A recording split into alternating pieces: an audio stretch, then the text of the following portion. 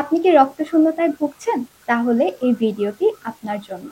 অনেকে রক্তশূন্যতায় ভুগে থাকেন, কিন্তু রক্তশূন্যতাকে খুব বেশি গুরুত্ব দেন না। দীর্ঘদিন থেকে রক্তশূন্যতার ফলে দেখা দিতে পারে মারাত্মক রোগ। তাহলে এ থেকে পরিত্রাণের উপায় কি? আজ কথা বলবো সেই বিষয়ে। আসসালামু আলাইকুম, আমি পুষ্টিবিদ সাদিয়া শাহরিন শিফা।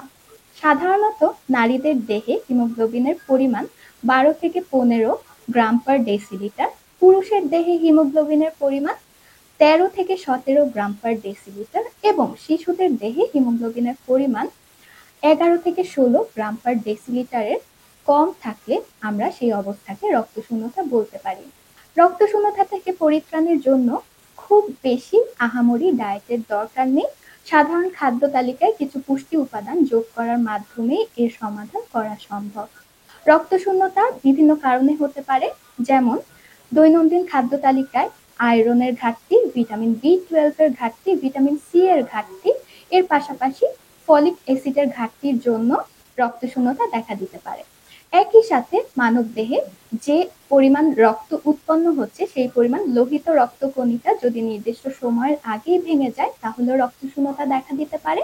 পাশাপাশি বিভিন্ন ধরনের রোগে যদি রোগী দীর্ঘদিন ধরে আক্রান্ত থাকেন, অর্থাৎ ক্রনিক ডিজিজ গুলো যেমন chronic kidney disease, chronic liver disease এবং আর্থ্রাইটিস অথবা যক্ষ্মার মাধ্যমেও কিন্তু রক্তশূন্যতা দেখা দেয়। রক্তশূন্যতা থেকে পরিত্রাণের জন্য তাহলে আমরা কি করতে পারি? সাধারণ খাদ্য তালিকায় কিছু খনিজ এবং ভিটামিন যোগ করার মাধ্যমে এ থেকে পরিত্রাণ পাওয়া সম্ভব। প্রথমেই বলতে হবে আয়রনের কথা।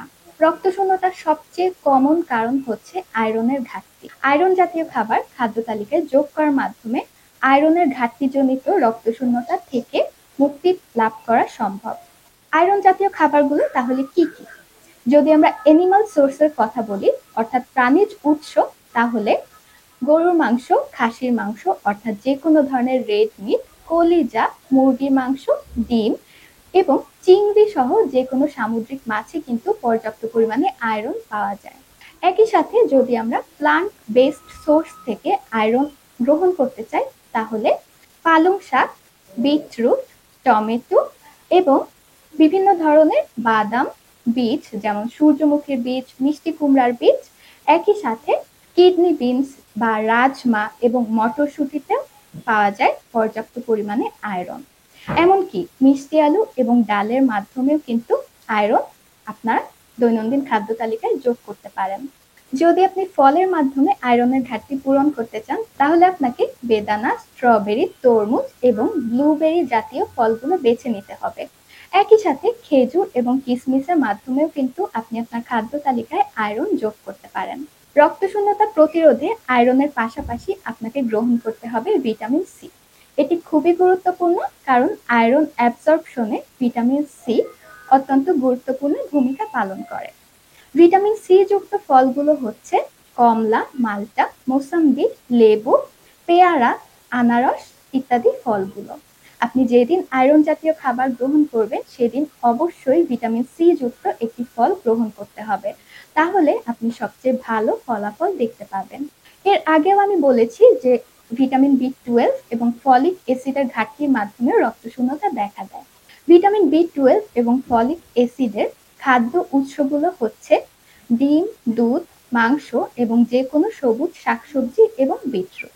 এছাড়াও আপনারা চিজ, ডাল এবং মাশরুমের মাধ্যমে ফলিক অ্যাসিড পেতে পারেন। একটু লক্ষ্য করলে দেখবেন আমি কিন্তু রক্তশূন্যতা প্রতিরোধের জন্য যে সকল খাবারগুলো বললাম সেগুলোর নাম ঘুরে ফিরে একই আসছে। আপনারা নিশ্চয়ই বুঝতে পারছেন যে রক্তশূন্যতা প্রতিরোধে আপনারা যদি খাবার গ্রহণ করতে চান সেগুলো খুবই সহজলভ্য হবে এবং আপনাদের খুব বেশি কষ্ট করতে হবে না।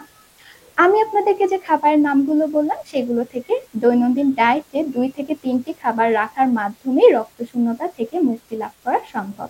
এছাড়াও কিছু লাইফস্টাইল গাইডলাইন আপনাদেরকে ফলো করতে হবে, যেমন পর্যাপ্ত পরিমাণে পানি খেতে হবে। এছাড়াও অতিরিক্ত পরিমাণে চা এবং কফি খেতে পারবেন না, সেই বিষয়ে বিস্তারিত আরেকদিন আলোচনা করব। আজ এ পর্যন্তই। সবাই ভালো থাকবেন, সুস্থ থাকবেন এবং স্বাস্থ্যকর খাবার গ্রহণ করবেন। আমি যে খাবারগুলো বললাম এগুলো কিন্তু যারা ক্রনিক ডিজিজ যেমন কিডনি ডিজিজে ভুগছেন তারা কিন্তু এই খাবারগুলো খেতে পারবেন না।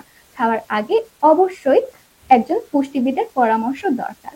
আপনি যদি এ সম্পর্কে আরো বিস্তারিত জানতে চান, আমার অ্যাড্রেস এবং অ্যাপয়েন্টমেন্টের ফোন নাম্বার ডেসক্রিপশন বক্সে দেয়া আছে। ভালো থাকবেন, সুস্থ থাকবেন এবং হেলথ টিভির সাথেই থাকবেন। ধন্যবাদ।